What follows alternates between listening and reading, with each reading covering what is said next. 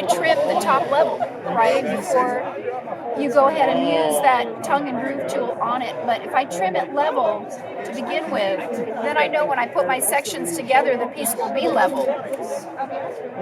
So I'm just going to round these edges off a little bit after I trimmed it level. And then with the tongue and groove tool, I'm just going to use this point and just first start with the groove. The nice thing about this tongue and groove tool is it has a nice sort of a gradated measurement that happens right here, so that depending on how wide the top lip is that you're going ahead and putting the groove into, you can go ahead and push that in. You want to push that in fairly far, right? Because you want to have this wall be almost all the way out to the edge when you push that tool in. If you've left too much edge on each side, you're going to end up with a fat roll, right, when you try to put the two pieces together. Because what we're doing is we're going to put a two-part sectional piece together, and one side is going to have a tongue on it, and the other has the groove, and they fit perfectly together because this tool is engineered to fit perfectly together, okay? So I first have the first half done, and I'm going to take my caliper, and I'm going to measure from valley to valley. Because when I throw the other half, I want to have the point on the other half so it fits perfectly down into this groove.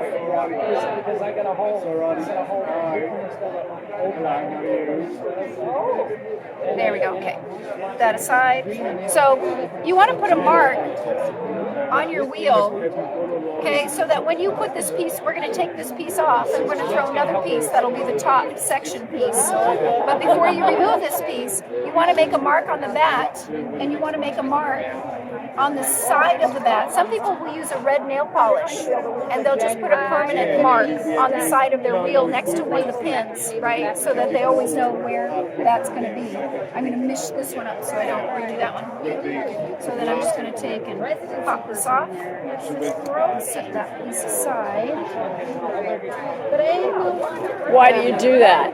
Huh? Why? Why did I take that off? No, why do you mark it? Oh, so when I put it back on the wheel, it'll be in the same position I initially threw it in.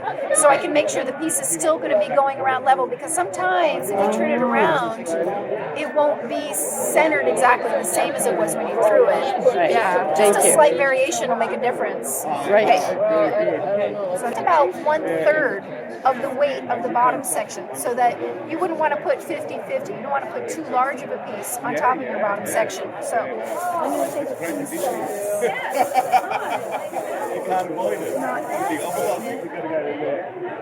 Take a smaller piece. I just didn't want to, push the amount that I'm going to put on top. Okay. So you've got your caliper measurement, and you know that the measurement on this caliper now is going to be the top point on the lip of each piece. It's going to flip over, and it's going to lock into that piece. So what I like to do is make sure that that measurement is at least the width, right, on the piece that I'd centered. And this time you're going to open it all the way up to the bottom, to the back. Because you're going to need to flip it over and then put your hand in there, right, to throw the piece together. Leave that in there, and that was that new experimental approach. Not necessarily the art of And I'm going to pull it open down in that bottom as far as I can without setting it off center. It's about them, really the art of it. Okay, very good. The birdie's just down there with Barb. She's trying to organise. Okay, thank you very much.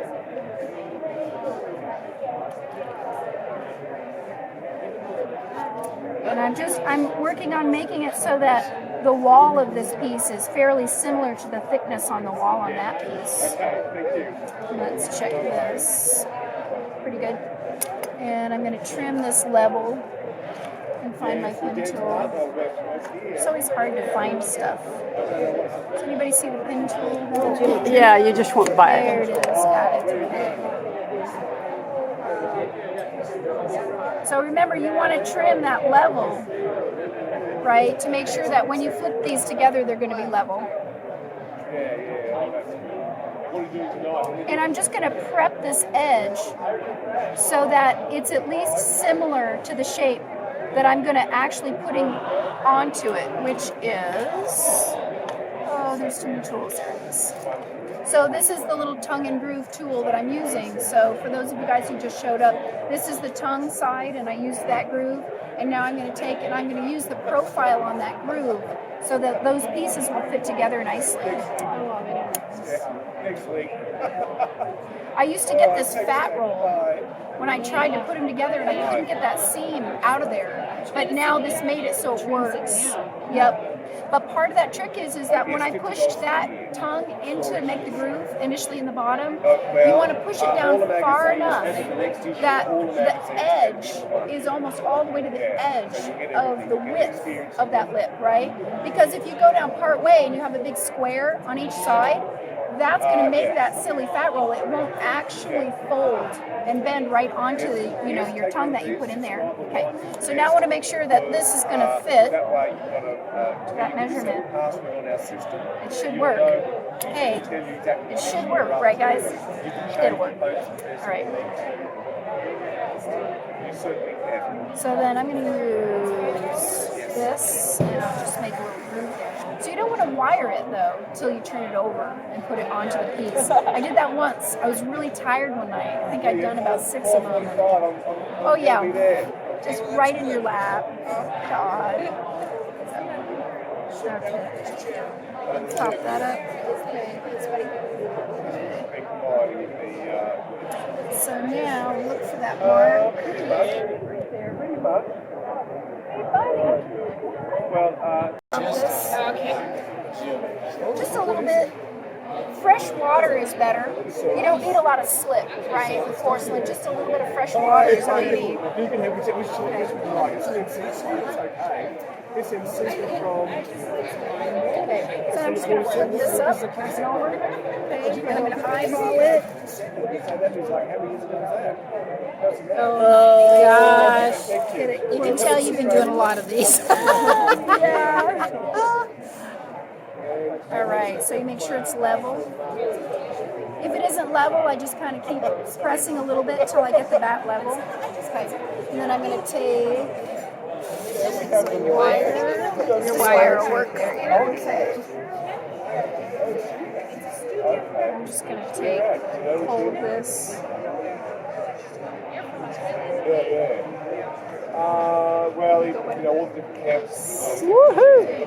That's right. Okay. So now I'm going to need to be able to get my hand down in there, right? So it's easiest if I just take and cut this top piece off completely. And I just steady that with my hand. You notice how I just kind of spread my fingers a little bit, steady that. Okay, so first thing you're going to want to do, at this point now you have the groove in the bottom, you have the tongue here, right? So what I'm going to need to do is I'm going to need to close these up, right? So I'm going to go in with my hands first, and I'm just going to press on the inside, and then I take my fingers and I press on the outside, and I'll work up and down where that seam is. And I'll go up about a ½ inch and down about ½ inch. Yeah, that's right. That's right.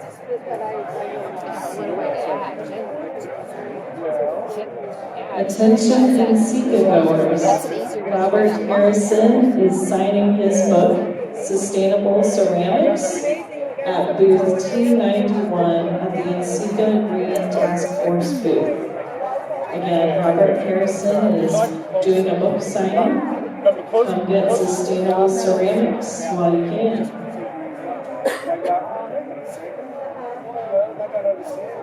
So I'm using a metal rib along that seam, and that'll make that seam real strong. It'll come apart. So if the goal is to make it just one solid piece, why not just throw one solid piece? You know, you can get about 2.5 pounds, about 13 inches high, right? But especially when you're trying to pull up porcelain, to be able to get that clay out of the bottom and effectively pull it up, right? You can only do about 13 inches, depending on how long your arm is for your elbow. Or you're trying like this, and you're trying to struggle to pull that clay up. So it makes a lot more sense to do a sectional piece. Porcelain will also keep falling falling on you, keep falling on you. You're trying to pull it up and then it just keeps kind of coming back down. So, and I've done like 24, 26 inch tall pieces simply by changing and going to sectionals, right? So if I do 2-3 sections and then I can throw like a neck over here and put the neck on the top, I get much better work, you know. So, you know, you can do a sectional piece too, you guys. If you want to do a sectional piece where you do a nice big wide belly on something and then come in a little bit narrow, but if you leave yourself enough material up here, you can throw a nice collar piece separate and then let them firm up a little and then slip and score and attach it after the fact, right? And those are those beautiful, like, you know, stacked pieces that look like a smokestack, you know, nice forms like that. So, but I do like doing the two sections together. I find that it bonds better, you know, less, like no cracking at all when you actually put them together when they're wet. Porcelain likes to be assembled, I think, when it's wet. I don't know if there's some hand builders in here. Hand building with porcelain can be tricky, you know, so I always admire people who hand build with porcelain. So now if I wanted to, this piece is thick enough up here that I can either bring it in and then throw it into a neck piece. You can wide expand piece. If you make your walls thick enough, your section pieces, you can expand the piece. I'm going to see how much I can get away with. At this point, I usually use a spray bottle and I'll squirt it so that I'm not putting a lot of water down inside the piece. I just use a little squirt bottle. What shows it? I just want to say I saw your demonstration on Tuesday and I love that What's that like? Oh, great thank demonstration. you. I was like, I just can't think nothing about it. So I Oh, went back. thank you. I appreciate it. Yeah, Right thank on. you. All right.